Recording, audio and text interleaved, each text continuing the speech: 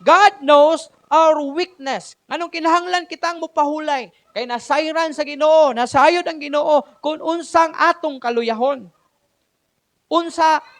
Asa tahuyang, diin ta dali kapuyon, unsay makapakapoy kanato. Kinahanglan natong muduol sa Ginoo.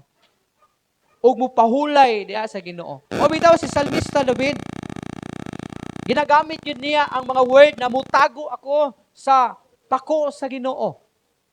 Mutago ako sa batong bantilis sa Ginoo. Ano man? Kay kabalo siya nga diha siya makapahulay sa sabakan sa Ginoo, sa kiliran sa Ginoo. Mala kung gusto kang makapahulay, dangop sa Ginoo. Ayaw sige hunahuna ang mga problema. Ayaw sige hunahuna atong mga utang. Ay mong gigasto tungod sa mga discounts. Ayaw hunahuna sa mga balatian, kundili pahulay diha sa Ginoo.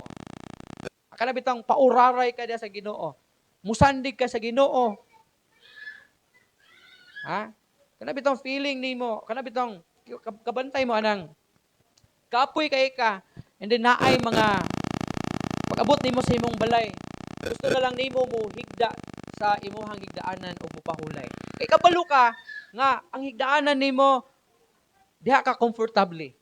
Diha ka comfortable. Nga gusto nimo ipahulay ang imong lawas tungod sa kakapoy nga imong gibati tibok adlaw. The same pud na atong himuon sa Ginoo. Kung na-worn out ka, discouraged tungod sa mga problema, ipahulay na diha sa Ginoo. Isandig sa Ginoo. Pauraray diha sa kiliran sa Ginoo. Ingon pa gani si Salmista David sa Salmo 103 verse 14. Ingon niya diri sa verse 14. Kay siya nahibalo sa atong kahimtang, nahinumdum siya nga kita mga abog lamang.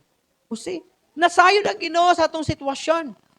Unsay buot pasabot niyang kay kita, nahingon pa niya, nahinumdum siya nga kita, mga abog lamang, buot pasabot, kita mga tao, nga mubati og kaluya, og nagkinahanglan og kapahulayan.